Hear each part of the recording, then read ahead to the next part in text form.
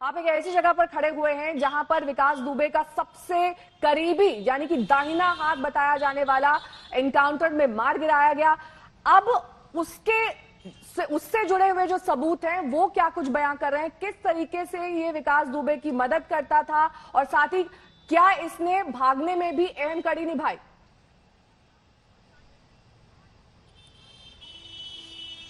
देखिए, मैं पहले बता दूं आपको कि मैं हमीरपुर नहीं लेकिन कानपुर के आसपास हूं।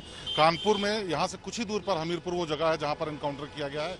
लेकिन सबसे अहम बात है ये है कि अमर दुबे जो है वो विकास दुबे का बहुत नजदीकी एसोसिएट था। घटना की रात न सिर्फ ये मौजूद था बल्कि वो अक्सर विकास दुबे के साथ उसकी गाड़ी में भी ट्रेवल करता था।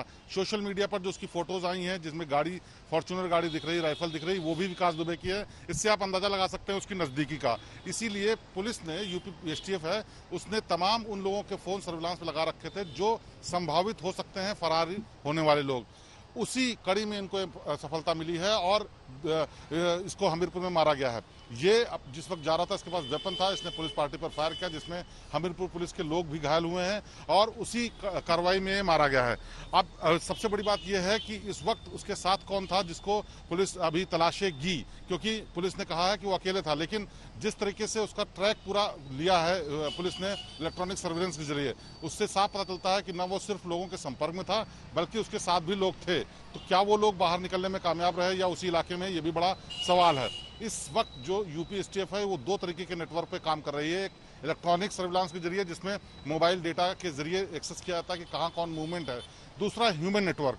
ये नेटवर्क जो इलेक्ट्रॉनिक है वो बहुत कम काम आ रहा है विकास दुबे के मामले में, क्योंकि मोबाइल का वो इस्तेमाल नहीं कर रहा, दूसरे इलेक्ट्रॉनिक इक्विपमेंट का इस्तेमाल उसने नहीं किया। और ऐसे में जो मददगार उसके हैं वो ज़्यादा स्ट्रांग मालूम होते हैं, क्योंकि न सिर्फ वो कानपुर से फरीदाबाद तक पहुंच गया बल्कि उसको रोकने में लोगों ने मदद की पिछले 5-6 दिनों में। तो ऐसे में सवाल ये उठता है कि क्या यूपी एसटीएफ का जो ह्यूमन नेटवर्क है या सोर्स है वो कमजोर है, क्योंकि जैसे ही पुलिस पहुंची उससे पहले वो फरार हो गया। उतनी दूरी तक वो जा पाया, किसकी मदद से जा पाया। हालांकि इसमें कुछ लोग अरेस्ट हुए हैं जिन्होंने मदद की रुकने में और उसको तमाम पैसा और दूसरी चीजें मुहैया कराने में। लौटेंगे आपके पास अरविंद ओझा हमारे संवाददाता, क्योंकि वहां पर मौजूद है जहां से ये बताया जा रहा है कि संदिग्ध तौर पर इस शख्स को सीसीटीवी कैमरे में देखा गया है। ये विकास दुबे है या नहीं, इस बात की पुष्टि अभी फिलहाल बाकी है। लेकिन अरविंद, आपने कहा कि एसटीएफ ने कहा है कि नीली टी शर्ट में जो शख्स दिख रहा है वो विकास दुबे है, लेकिन एसटीएफ पर भी कई सवाल हैं। कैसे विकास दुबे तक उनके हाथ पहुंचते पहुंचते अचानक वो वहां से निकल जाता है, उसको टिप ऑफ दिया जाता है या फिर उसे किसी अपने बहुत करीबी सूत्र से जानकारी मिल जाती है कि यहां पर दबिश होने वाली है। किस तरीके से अब ये पूरा मामला सामने आ रहा है, कैसे विकास दुबे वहां से फरार होने में कामयाब रहा? क्योंकि अगर उसको एक सुरक्षित ठिकाना वो लगा था तो वहां पर वो रुक सकता था, ठहर सकता था, लेकिन क्योंकि उसे जानकारी मिल गई इसीलिए वो भाग गया। जी बिल्कुल, यही बड़ा सवाल है, क्योंकि उसके दोनों जो सहयोगी हैं वो गिरफ्तार हो चुके हैं, प्रभात और अंकुर। और इस होटल में जब रेड की गई तो वो फरार हो गया। बड़ी बात यह है कि जो दोनों आरोपी हैं उनको अभी तक एसटीएफ की कस्टडी नहीं मिली है। एसटीएफ जो नोएडा की टीम थी वो फरीदाबाद आई थी, पूछताछ जरूर की है दोनों ने प्रभात से और अंकुर से, जिसमें यह खुलासा हुआ है कि प्रभात विकास दुबे के साथ था।